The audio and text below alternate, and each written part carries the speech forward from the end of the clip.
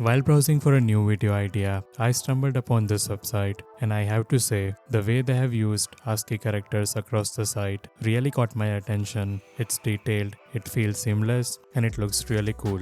A great example of this is on their works page. They have this image reveal where the image first appears as ASCII characters with a scramble effect before transitioning into the actual photo. Really nice idea, great execution, and honestly this wasn't just about this site. I have been seeing this concept come up a lot recently across different projects, which made me want to explore it myself. So after some research and a bit help from Claude, I built out this minimal demo. The way it works is, the image gets sampled down to a grid, and each cell's brightness determines which ASCII character it gets. Bright areas map to dots, dark areas get heavier characters like X and hash. The cells appear in a random order, and the dark ones flicker through random characters before locking in. That's where that noisy, scrambling feel comes from. Taking that foundation, I turned it into this image reveal animation and made it highly configurable so you can dial in the characters, the density, the timing, however you want. In this video, I'll show you how to build this ASCII image reveal from scratch, just HTML, CSS and JavaScript, no plugins needed. If you'd like to access the source code for this project, along with hundreds of other similar micro projects and a brand new website template every month, you can check out the Pro membership via the link in the description. And if you find my work helpful, make sure to leave a like on the video and subscribe to the channel if you haven't already. Alright, let's get into the code. The HTML is going to be pretty simple. I'll paste in a section with a class of gallery, and inside we have a bunch of div elements with a class of image, each one holding an image tag with a class of ASCII reveal. That class is what our JavaScript will use to target and run the effect on each image. And that's really all we need for the markup. Next, let's get to the styling.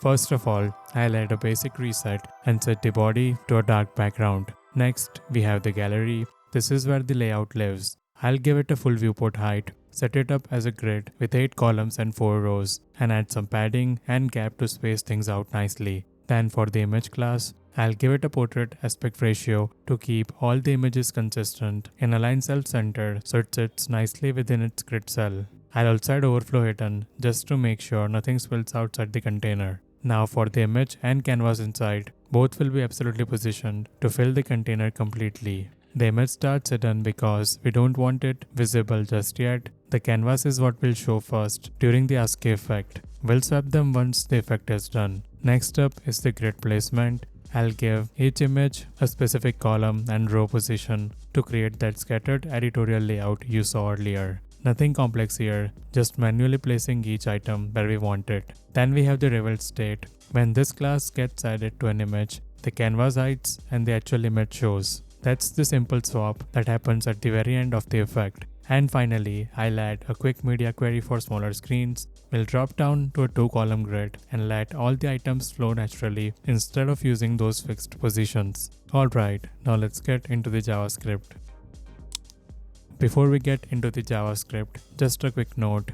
This is going to be a walkthrough of the overall approach and how everything fits together, rather than a line-by-line explanation of every single JavaScript concept. I've tried doing more in-depth breakdowns in the past, but honestly, the watch time data tells me most people aren't following along that way, so I would rather keep things focused on the technique and the thinking behind it, and that's kind of the whole philosophy of this channel anyway. There are plenty of great JavaScript tutorial channels out there already, so I prefer to keep this channel more about animations, creative approaches, and how to tackle these kinds of effects. With that said, let's get into it.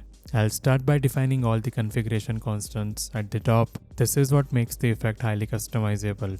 We have the ASCII character string, which goes from light characters like dots all the way to heavy ones like X and hash. Then we have the font size, the aspect ratio of our grid, the number of columns, and all the timing values, the stagger between images, how fast cells appear, the scramble count and speed, and the reveal delay. Having all of this at the top means you can tweak the entire effect just by changing these values. Then I'll pull out 2 things from the character string, the index of the last dot, and all the characters that come after it. Those are what I'll call the dense characters, the heavy ones that will be used during the scramble phase. Next, I need to figure out how wide and tall each character actually is, because we are going to be drawing text on a canvas and we need precise measurements. So I'll create a temporary off-screen canvas, set the font, and measure the width of a character. The height is just the font size, and from those two values, I can calculate exactly how many rows our grid needs to maintain the correct aspect ratio.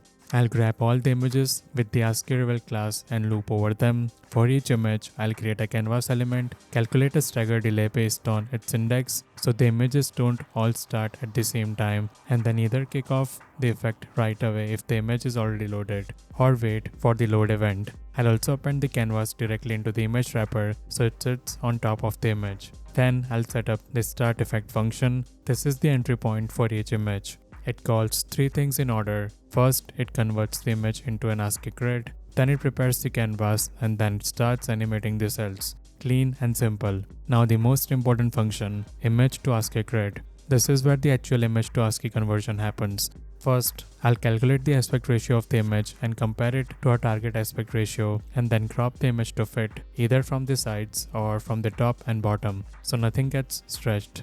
Then I'll draw that cropped image onto a tiny off-screen canvas that's actually the size of our grid, just a few dozen pixels. This is how we sample the image. Then I'll read the pixel data from that tiny canvas, and for every single pixel, I'll calculate its brightness using a standard luminance formula that weighs the red, green, and blue channels. That brightness value that maps to an index in our ASCII character string. Bright pixels get dots, dark pixels get heavy characters. I'll store both the character itself and its index into two separate grids, one for rendering, one for knowing which cells need to scramble later. Next up, let's look at how we actually draw all of this onto the canvas. Now the prepare canvas function, this is where we set up the canvas for rendering. One important thing we do here is set the canvas dimensions at double the pixel density. This is a common technique to keep the canvas content sharp on Retina and high DPI screens. Without this, the text would look blurry. Then we fill the entire canvas with the dark background color to start clean.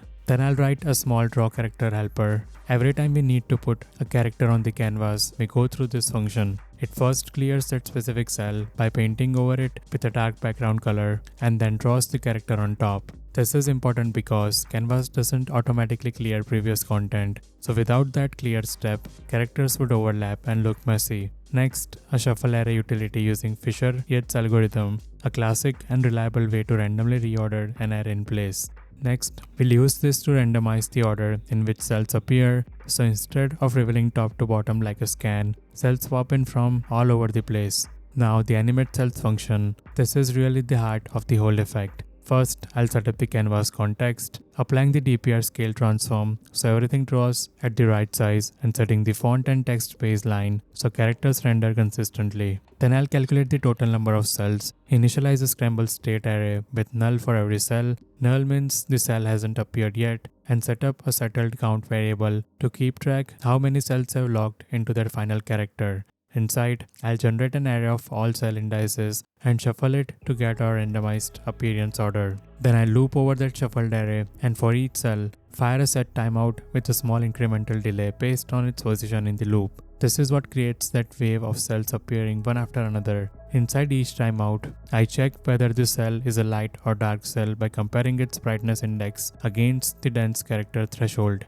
If it's a light cell, it draws its final character straight away and marks itself as settled. If it's a dark cell, it draws a random dense character as a placeholder and gets assigned a scramble count, meaning it's going to keep flickering for a few more cycles before it lands on its final value. Then I'll set up the scramble ticker, a set interval that runs on a fixed interval. On every tick, it loops through all cells, skipping any that are null or already settled. For the ones still scrambling, it draws another random dense character to keep that flickering effect going and decrements that counter by 1. When a cell's counter hits 1, that's the final tick. It draws the correct character, marks itself as settled, and increments the settled count. Once every cell is settled, we clear the interval so it stops running. And finally, schedule image reveal. Once the settled count matches the total cell count, this gets called. It waits for an optional delay and then adds the revealed class to the wrapper element, which triggers the CSS swap we set up earlier. The canvas hides and the actual image appears, and that's the complete effect from start to finish.